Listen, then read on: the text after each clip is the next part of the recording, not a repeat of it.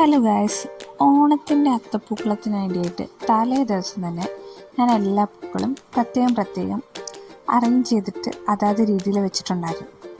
അതാവുമ്പോൾ എടുത്തിടാൻ എളുപ്പമുണ്ടാവാൻ വേണ്ടിയിട്ട് പിറ്റേന്നത്തെ ദിവസം ഇടാമെന്ന് വിചാരിച്ചിരുന്നത്. പക്ഷേ ചെയ്തു വന്നപ്പോൾ എനിക്ക് തോന്നി പിറ്റേന്ന് രാവിലെ എണ്ണീറ്റില്ലെങ്കിലോ. അങ്ങനെ ഞാൻ അന്ന് തന്നെ പൂ ഇട്ടിട്ട് കിടക്കാമെന്ന് കരുതി.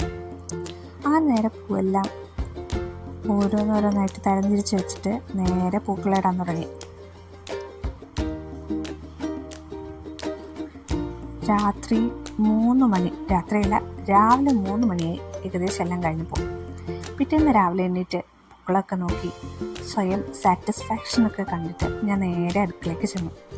ഏകദേശം സദ്യക്കുള്ള കലാപരിപാടികളൊക്കെ ഓൾമോസ്റ്റ് റെഡിയായിരുന്നു. അതൊക്കെ കഴിഞ്ഞ് ഉണ്ണാൻ വേണ്ടിയിട്ട് റെഡി ആയിട്ടിരിക്കുകയായിരുന്നു.